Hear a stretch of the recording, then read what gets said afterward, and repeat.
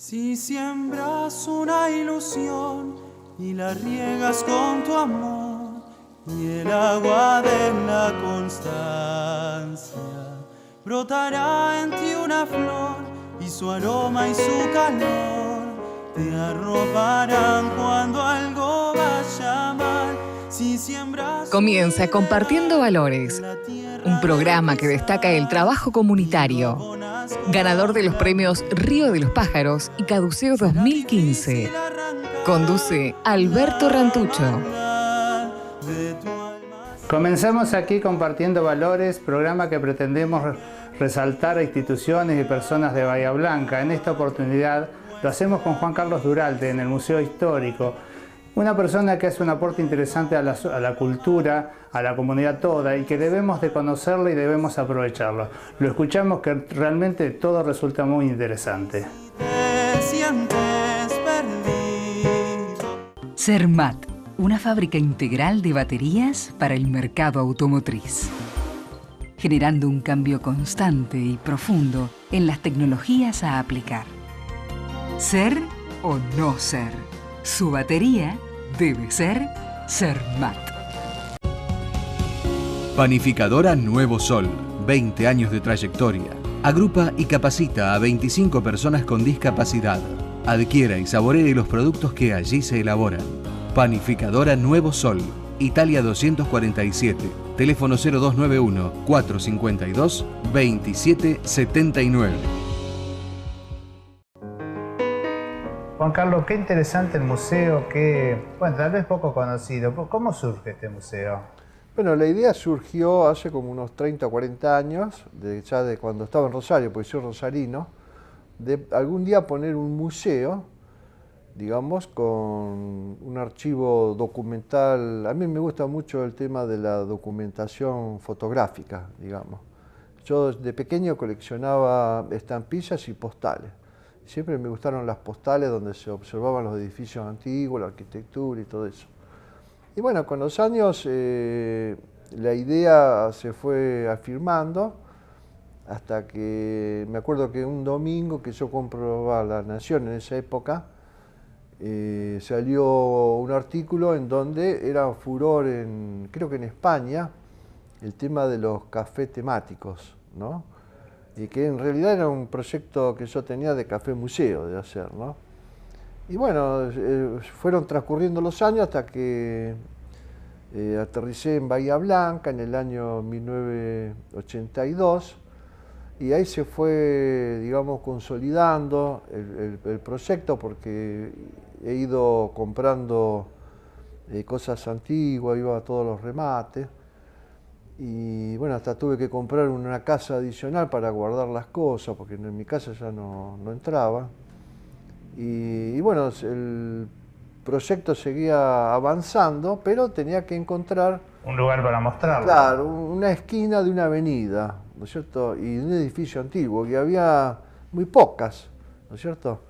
Y esta de Colón, Italia, era una de las que yo tenía en vista de hace muchísimos años, pero no se vendía, ¿no? ¿Por qué? ¿Por la arquitectura? ¿Por el lugar? Por la arquitectura y el lugar, ¿no es cierto? Y bueno, fui avanzando, me fui contactando con los dueños, ¿no es cierto? Y no la vendían. Bueno, pero yo insistente con los años hasta que en el año 2001... bueno, tuve suerte y la pusieron a la venta, me la iban a vender. Entonces, bueno, tuve la oportunidad de poder comprarla. Y bueno, ya está en el 82, se inauguró el Café Museo. ¿El 2002? El 2002, sí. Y bueno, ahí está funcionando. Y realmente qué interesante, ¿no? Y bueno, evidentemente a vos la historia te gusta mucho, no surge la inquietud para hacer solamente este museo. Evidentemente has sido un estudioso del tema, ¿no? Sí, a mí me apasiona toda la investigación histórica. Yo toda la vida fui, digamos, en mis tareas, en mis trabajos anteriores fui auditor, investigador. He hecho infinidad de cursos para investigar cosas. Y bueno, todo eso me ha quedado, digamos, cargado en mi computadora, ¿no? Y tengo por ahí una facilidad digamos, importantes sobre cómo hacer las investigaciones históricas y todo eso. Y, evidentemente es cierto de que tenés una facilidad. Y contanos un poquito cuáles son las investigaciones más importantes para vos. Después en otro bloque vamos a hablar del museo específicamente, que es bastante amplio el tema, pienso yo, y no sé si nos va a alcanzar el tiempo, pero hay cosas interesantes de vos que vale la pena contar. Sí, con relación al tema de las investigaciones sobre la historia, siempre yo fui un coleccionista de toda la documentación histórica, fundamentalmente la fotografía, y libros, digamos, del lugar y de la zona, ¿no es cierto? Entonces fui acopiando documentación y fui comprando, por ejemplo, todo tipo de álbumes de fotos, por ejemplo, del Club Hotel de La Ventana. Tuve la oportunidad de poder comprar un primer álbum que sacó el primer gerente con un fotógrafo inglés, que es único, y infinidad de documentaciones, ¿no? Y bueno, a raíz de eso, digamos, profundicé la investigación sobre el hotel y hice varias películas, digamos, en distintas etapas, ¿no es cierto? Por ejemplo, una película hice desde los orígenes del hotel hasta la inauguración, después hice otra de la inauguración hasta la destrucción. ¿Lo conociste antes que se quemara? Sí, sí, tuve la oportunidad cuando vine de Rosario en el año 82, lo fui a ver porque mi papá era hotelero en Rosario, tenía hotel, y yo cuando me dijeron que había el hotel más grande de Sudamérica, estaba a 100 kilómetros de Bahía Blanca, lo primero que hicimos con mi familia era visitarlo.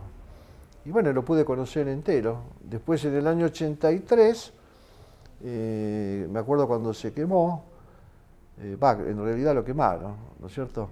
Sí. Ya estuve como una semana como si se me hubiera muerto un pariente estaba pero malísimamente mal. Claro, claro. Porque se ve que uno apenas lo conocía al hotel, me agarró un amor especial por ese hotel, ¿no? Era magnificente, extraordinario. Y bueno, y así como hice investigaciones sobre el hotel, hice infinidad de investigaciones sobre las construcciones de la base naval, tengo muchísima documentación original del ingeniero Luisi, tengo el álbum de la construcción de la base naval, el único álbum que existe también. Yo colecciono cosas raras que me consiguen. Qué pasión y qué aporte a la cultura, ¿no? Que sí, por ahí desconocido. Sí. Por eso me parece oportuno que lo comentes y que nos cuentes todo esto, ¿no? Hay infinidad de documentación que voy coleccionando. Inclusive, y sobre Bahía Blanca también. Sobre Bahía Blanca también tengo muchísima documentación. He hecho una investigación sobre Belgrano 54, la parte trasera de la municipalidad. El edificio histórico. El edificio. Justamente ese edificio, de acuerdo a mis investigaciones, fue construido por la Legión Italiana, por Silvino Olivieri cuando vino en 1856. Pensá que lo querían demoler, gracias a Dios, ese es como lo más sagrado que tenemos y lo más antiguo de la ciudad. Gracias a la Legión Italiana se salvó Bahía Blanca del malón de 1859. Y vos tuviste algo que ver para que no se demoliera, ¿no? Sí, yo hice algunas gestiones cuando tenían un proyecto de demolerlo para hacer un edificio, ahí conjuntamente con 10, 12 personas hicimos un movimiento de crítica hacia la demolición esa y lo defendimos a todo lo que pudimos. Y bueno, gracias a Dios todavía está de pie, esperemos mantenerlo siempre de pie.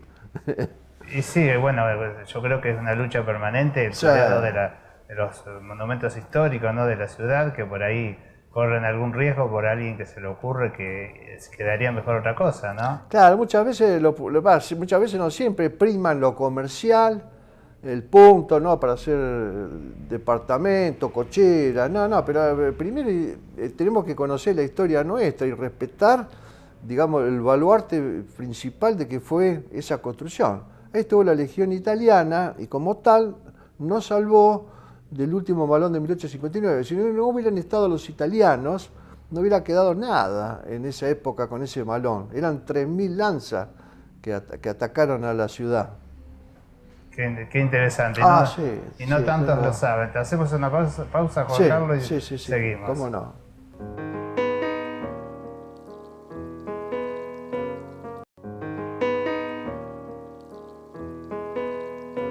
Continuamos aquí compartiendo valores, recordando que este programa lo podemos ver en diferido en www.compartiendovalores.com y que nuestro medio de comunicación para cualquier sugerencia es albertorantucho@compartiendovalores.com. Seguimos hablando con Juan Carlos Duralde, que realmente resulta muy interesante, y ahora nos va a contar de un aporte muy interesante para su museo, que es el parque estereoscópico, que realmente es notable y vale la pena conocerlo. Preti, un paso más adelante. Imprenta Pinilla, industria gráfica, servicios profesionales. Roca 24, teléfono 0291 455 4304.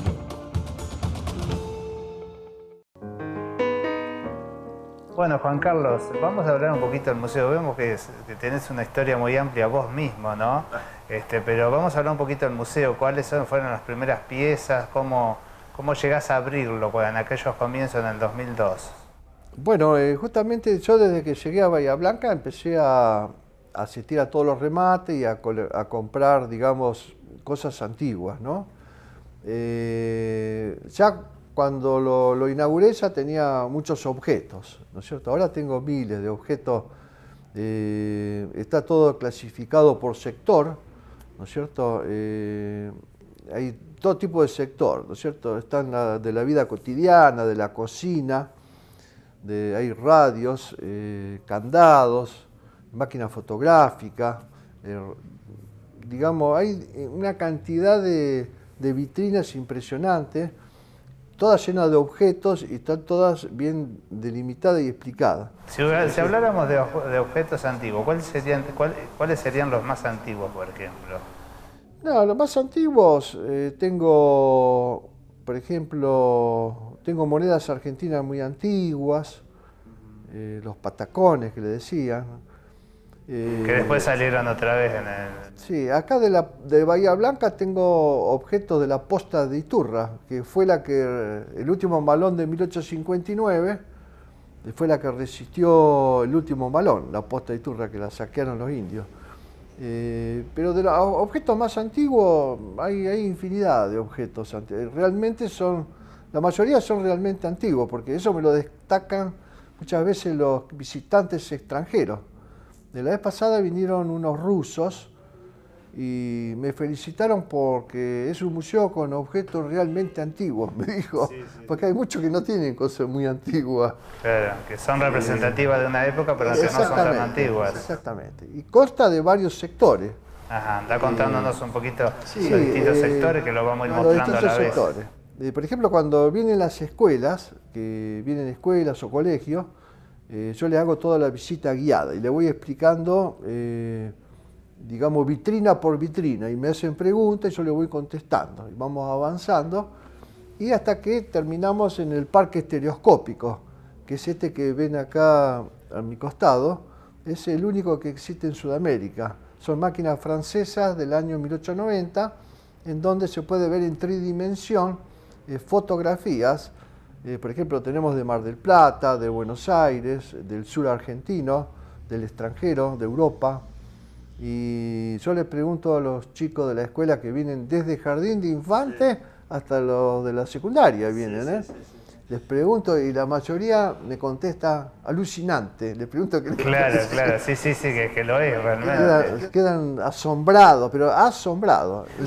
¿Cómo llegás a conseguirlas? Bueno, yo tenía un amigo en Buenos Aires, pues yo como era auditor interno, cuando trabajamos en la compañía de seguros, siempre viajaba por todos lados, ¿no? Haciendo controles para la compañía. Y en Buenos Aires ya tenía un amigo, y una vez me acuerdo que me llevó a la noche a la casa a cenar y descubrí la máquina estereoscópica, tenía una máquina estereoscópica. Yo me volví loco cuando empecé a mirar la fotografía y dije, esto es alucinante, esto no se puede creer. Y bueno, y lo volví loco durante años. Le sacaba 2 por 3, llamaba por teléfono, no me voy a vender la máquina. No. Hasta que un día tuvo un problema grave económico y me llamó por teléfono y me dice si tenía interés. También, sí, le digo. Y bueno, llegamos a un arreglo con el valor y bueno, y la compré. Y después fui comprando las otras, porque ya conociendo todo el mecanismo de cómo funcionaba, compré las otras que la mayoría estaban rotas, pero al conocer, digamos, el mecanismo interno y todo eso, bueno, tuve la oportunidad de reconstruirlas, las que compraba rotas. Inclusive me conseguí ópticos que me hicieran los lentes, porque hay algunos que ni lentes tenía. Y bueno, y están todos en funcionamiento. Y aparte fui comprando fotografías de vidrio a través de los años. Todo lo que salía en Mercado Libre, todo eso, yo iba comprando todo. Cada vez que me iba a Mar del Plata, lo que sea, cuando visitaba la Casa de Antigüedades, buscaba fotos de vidrio para el parque telescópico. Y tengo miles de fotos de vidrio, pero lo que pasa es que no las recambio, porque no las quiero ni tocar. Claro. Se ve tan extraordinario, pero están todas bien guardadas, bien archivadas, ¿viste? Que no sin humedad, sin nada. Lo importante de todo esto es que conseguiste las máquinas y están en funcionamiento. Están ¿no? todas en funcionamiento. Me imagino justamente como dicen los chicos, es alucinante todo. Sí, alucinante. Alucinante dicen los chicos. Yo les pregunto y me contestan. Y las maestras me dicen que sueñan con imágenes que han visto en estas máquinas durante semana. Claro. Me comentan. Sí. Mirá vos. Julio Verne miraba con estas máquinas, en la época de Julio Verne. Sí. Y si hablamos, bueno, esto seguramente es un poco la vedette del museo, ¿no? Estas máquinas. Sí, estas son las vedette. Después tenemos el microcine. Contanos un poquito. Microcine entran 35 personas. Ahí proyecto las películas que yo hago. Aparte tengo las primeras películas del mundo, la de los hermanos Lumière, las de Chaplin. Por ahí yo coordino con las maestras de qué desean que le proyecte. Entonces ellos me dicen, yo les preparo un menú con alguna cosa divertida, depende de la edad, depende, digamos, la especialidad de la escuela esa, ¿no? Y bueno, y les paso las películas esas. Pero qué interesante y qué aporte, como dijimos anteriormente, ¿no? La comunidad de una actividad cultural que insiste un poquito con lo que dije al principio, muy poco conocida. Hacemos otra pausa, Juan Carlos, y continuamos.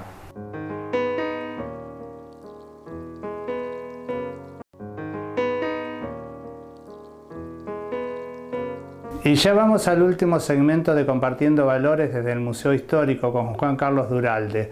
Ahora nos va a hablar del importante aporte que hace a la educación a partir de visitas de escuela, de profesionales, quien no solamente ven el material que allí cuentan, sino que proyecta películas que vale la pena conocerla y que nos va a contar brevemente en este mensaje.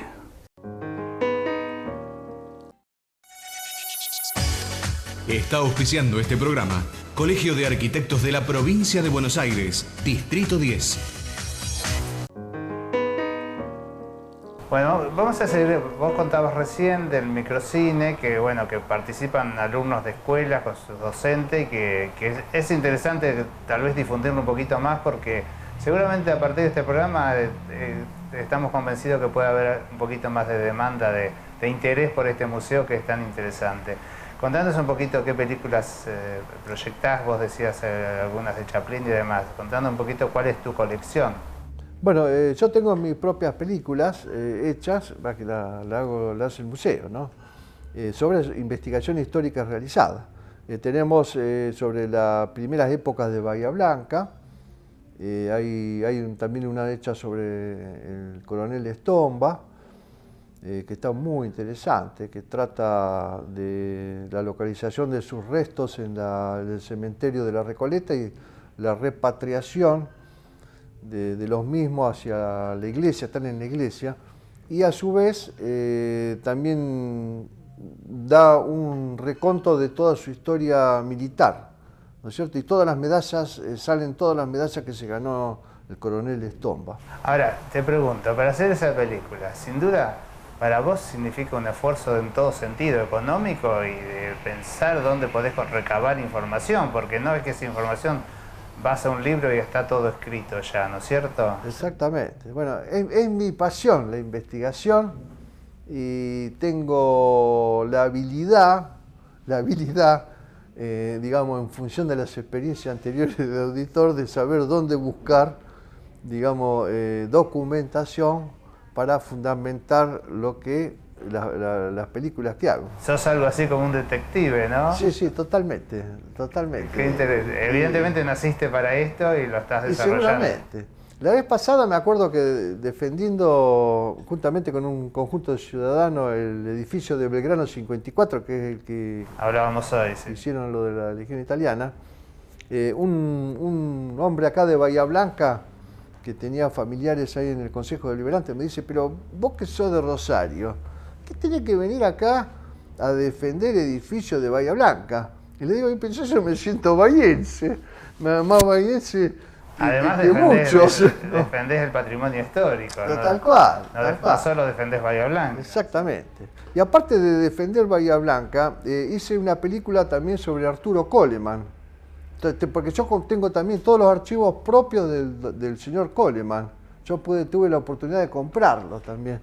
Entonces yo busco todas cosas así de personajes famosos, ¿no? Y yo analizando la historia de Coleman, me quedé totalmente asombrado. Era Superman ese señor para Bahía Blanca. Y no tiene ni una calle es cierto, a nombre de él. Y todo dice, porque era inglés, no, sinvergüenza. Pero Almirante Brown era inglés. Sí, y gracias al Almirante Brown también independizamos. Pero Coleman fue un artífice, un pioner terrible para la Argentina. Para Bahía Blanca ni le cuento. Pero es impresionante, yo tengo toda la historia completa de Coleman, dura 1 hora y pico la película, pero es asombrosa, la gente que la ve se quedan asombrados, me abraza, hay gente que ha dado conferencias en Estados Unidos sobre historia y cuando vio la película de Arturo Coleman, me abrazaban, me dice extraordinario lo que hizo usted, dice lo que hace usted no lo hace nadie, y bueno, a mí me gusta, es mi pasión. ¿Qué quiere que le diga? No, realmente pasión, porque es increíble. Mucho de lo que vos hiciste era mientras trabajabas, te ganabas lo tuyo, porque convengamos, y eso vale la pena decirlo, que el museo no es tu medio de vida. Es una pasión, es un hobby, es lo que como se le quiera llamar, ¿no? Pero qué interesante esas investigaciones y bueno, y me queda la duda, ¿cómo llegás a encontrar tanta información? Porque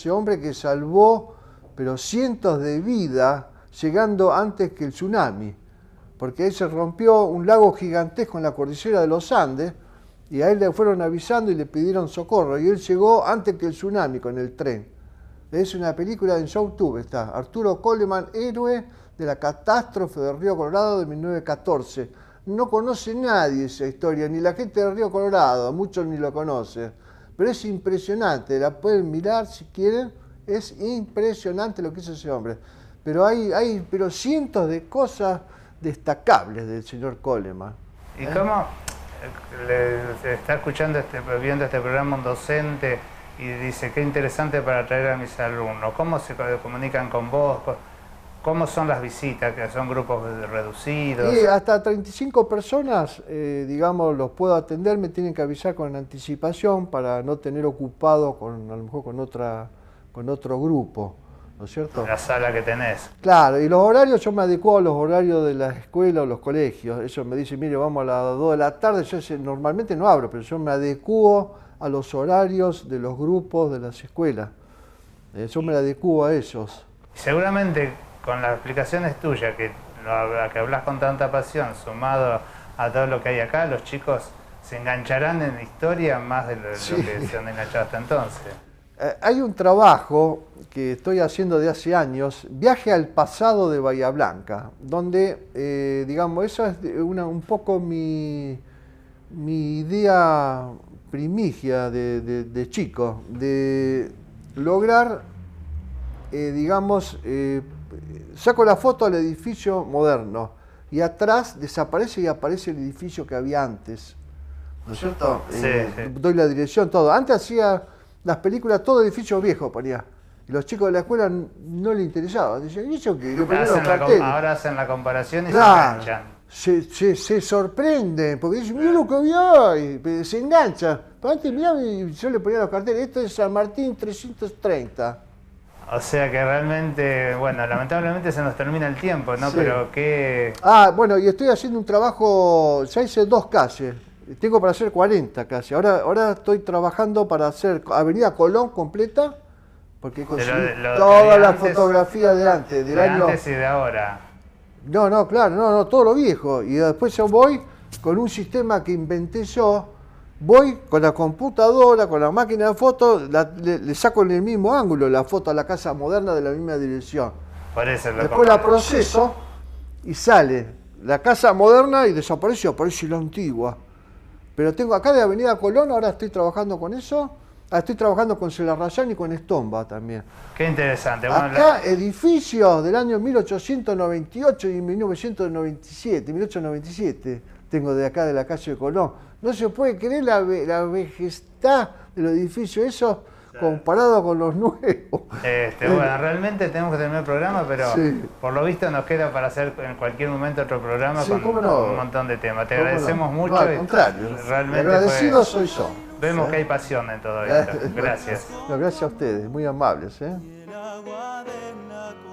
Así finalizamos compartiendo valores, en esta ocasión desde el Museo Histórico con Juan Carlos Duralde, a quien les agradecemos que nos haya dado la posibilidad de hacer conocer este importante aporte a la cultura.